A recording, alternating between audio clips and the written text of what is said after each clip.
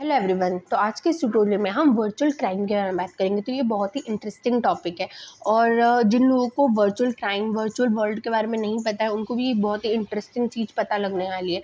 तो सबसे पहले तो मैं ये क्लियर करना चाहूँगी कि वर्चुअल क्राइम और साइबर क्राइम सेम नहीं होता है। साइबर क्राइम का एक टाइप है, एक पार्ट है वर्चुअल क्राइम, ये एग्जैक्ट सेम नहीं है। तो आप लोगों ने वर्चुअल वर्ल्ड या मेटावर्स के बारे में तो सुना ही होगा, ठीक है। अगर नहीं भी सुना है तो मैं आपको बता दूं कि वर्चुअल वर्ल्ड एक ऐसी दुनिया है जो डिजिटली क्रिएट हो रही है। आजकल ये टॉपिक बहुत ही ट्रेंड में चल रहा है।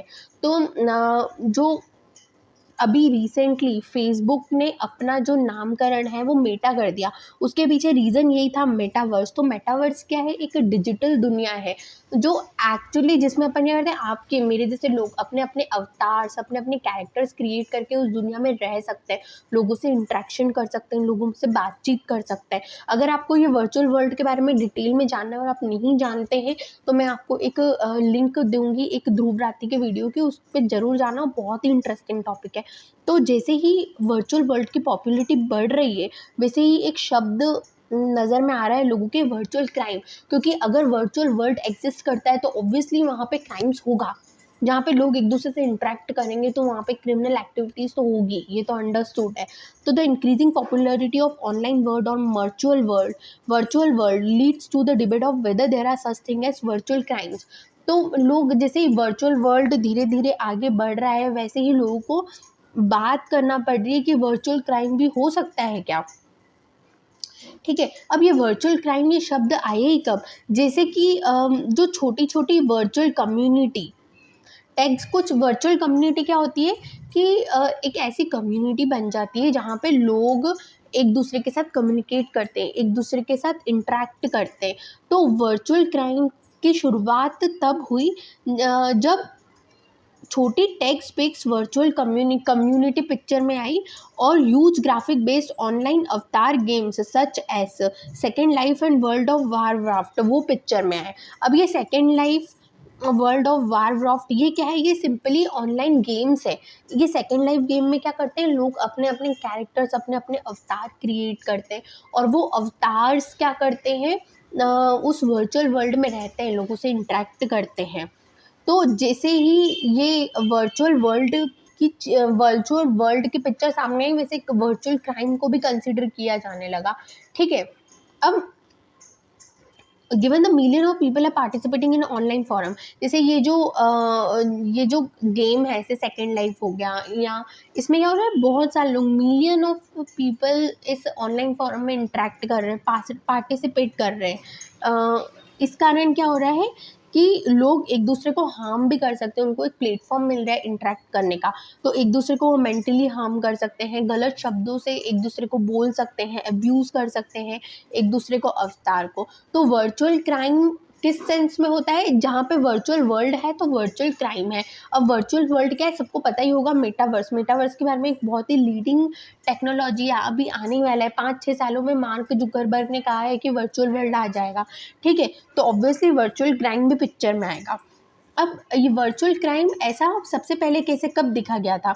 तो एक लंबाड़ू नाम की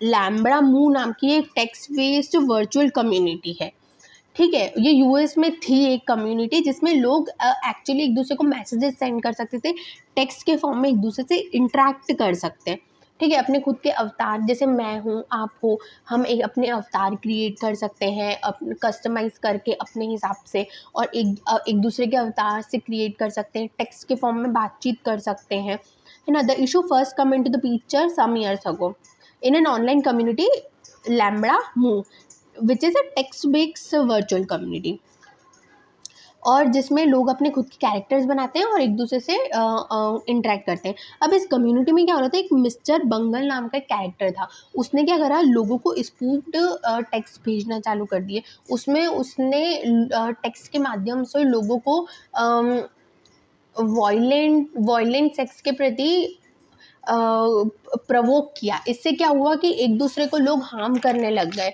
और मतलब बहुत ही उस वर्ल्ड का माहौल ख़राब हो गया और बहुत बहुत अवतार्स को इस तरीके मेंटली भी सफ़र करना पड़ा था इसके कारण।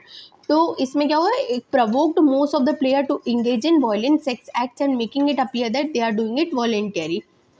और इस इंसिडेंट से क्या हुआ, लोगों को ऐसा समझ में आया कि नहीं, वर्चुअल वर्ल्ड है तो वर्चुअल क्राइम भी हो सकता है and we should be considering it whether such conduct should be represented as virtual crime और नॉट। ठीक है। अब एक्चुअली क्या है ना कि नॉर्मल जो क्राइम्स होते हैं उसमें लोगों को फिजिकली हार्म होता है, लेकिन वर्चुअल वर्ल्ड में तो कोई फिजिकल हार्म हो नहीं रहा था। तो इसलिए कोई भी साइबर स्पेस में या कुछ भी, क्योंकि डायरेक्ट बंदे को हार्म नहीं हो रहा, उसके अवतार को हार्म हो रहा है। और एक्चुअली हम ये बोल भी नहीं सकते कि डायरेक्ट बंदे को हार्म नहीं हो रहा है, क्योंकि अगर किसी के अवतार को कुछ हुआ है तो हम नहीं जानते कि वो बंदा उस चीज़ को कैसे लेगा, वो मेंटली कितना प्रेशर में जाएगा। कुछ कुछ लोग तो अपने कैरेक्टर को इतना सीरियसली ले लेते हैं कि उनके कैरेक्टर के साथ कुछ होता है तो वो डिप्रेशन में चले जाते हैं। जैसे ये ब्लू व्हेल गेम आया था, लोगों ने उस गेम को इतना सीरियसली ले लिया है कि उन्होंने अपनी जान भी दे दी। तो इन चीज़ों को अपन लाइटली नहीं ले सकते हैं। The criminal law addresses physical conduct and in virtual world no one is harm physically. ठीक है। अब एक्चुअली ये वर्चुअल क्राइम जो है वो कितना हार्मफुल है वो डिपेंड करता है कि लोगों की थिंकिंग पे, लोगों की परसेप्शन पे। How much harmful is the virtual crime depend on the perception of user. तो दो टाइप के परसेप्शन पॉसिबल है यूजर के, एक तो इंटरनल परसेप्शन और एक्सटर्नल परसेप्शन। इंटरनल परसेप्शन मतलब जिस इंसान ने खुद का अवतार क्रिएट करा है वो उस गेम को इंटरनल परसेप्शन से देखेगा। ठीक है। वो उस अवतार को फील कर पाएगा, और अगर उसके साथ कोई क्राइम हो रहा है, कोई अब्यूज़ उसको कर रहा है, तो वो मेंटली वो बंदे को डिस्ट्रेस होगा। लेकिन एक्सटर्नल परसेप्शन में क्या होता है कि अगर बाहर बैठा बैठा कोई उसको गेम खेलते हुए देख रहा है, उसके अवतार को देख रहा है, तो वो बंदे के लिए वो क्राइम है ही नहीं, वो तो एक गेम है। तो अगर लोग ऑब्वियसली इंटरनल परसेप्शन रखते हैं, इसलिए ये वर्चुअल क्राइम जो है वो मतलब एड्रेस किया जाना चाहिए। उसके बाद वर्चुअल क्राइम जो है वो 3 कैटेगरी में डिवाइड हो सकता है। सबसे पहले तो virtual rape, virtual murder, offences against property, virtual property. अब वर्चुअल रेप मैंने आपको पहले इसके बारे में बताया। वर्चुअल मर्डर में क्या होता है कि कोई भी अवतार दूसरे अवतार को मार दे, उसको बोलते हैं अपन वर्चुअल मर्डर। एक ऐसा केस सामने आया था जहाँ ब्रिटेन की एक लेडी ने उसके हस्बैंड के अवतार को मार दिया था, उसके कंप्यूटर को हैक करके। तो द थिंग इज, क्या इस मर्डर को मर्डर कंसीडर करना भी चाहिए, वर्चुअल क्राइम कंसीडर करना भी चाहिए? एक्चुअली ये उस पर डिपेंड करता है जिसका अवतार मर गया है, उसके माइंड पे क्या असर पड़ा है इस चीज़ का। तो एक्चुअली यस, अगर वर्चुअल वर्ल्ड नॉर्मलाइज हुआ तो वर्चुअल क्राइम भी नॉर्मलाइज होगा, और ये इसके लिए सेक्शंस भी बनेंगे, सब होना ही चाहिए। ठीक है। अब थर्ड क्राइम है offences against property, virtual property. अब ये मेटावर्स में क्या है, लोग प्रॉपर्टी बाय या सेल कर सकते हैं। जैसे हम रियल प्रॉपर्टी खरीद सकते हैं, बेच सकते हैं, वहाँ पे लोग अपने अवतार के थ्रू वर्चुअल प्रॉपर्टी खरीद सकते हैं, बेच सकते हैं। तो the thing is, what if कि उनकी वर्चुअल प्रॉपर्टी को कोई और एक्वायर कर ले, उसके लिए कुछ सेक्शंस होने चाहिए कि नहीं होने चाहिए? तो जैसे कि गेम है सेकेंड लाइफ, पीपल बाय और sell the virtual property. What if someone forcefully try to occupied. आप में से कई लोग सोच रहे होंगे यार कोई बेवकूफ़ ही होगा जो वर्चुअल प्रॉपर्टी को खरीदेगा, पर हाँ, लोग हैं, लोग बेवकूफ़ होते हैं, जिनके पास ज़्यादा पैसा होता है वो बेवकूफ़ होते हैं। धीरे धीरे चीज़ें नॉर्मलाइज होती है। फॉर एग्जाम्पल, धीरेन मेहंदी ने मेटावर्स में ऑलरेडी अपनी एक वर्चुअल प्रॉपर्टी खरीद ली है। लोग उस वर्चुअल वर्ल्ड में जाके अपने अपने अवतार को शादी करा रहे हैं। तब ये चीज़ें बहुत ज़्यादा नॉर्मलाइज्ड है। और दिलेर मेहंदी ने तो अपना अभी मेटावर्स में एक कॉन्सर्ट भी कंडक्ट कराया था, जिसमें बहुत लोगों ने पार्टिसिपेट भी करा था।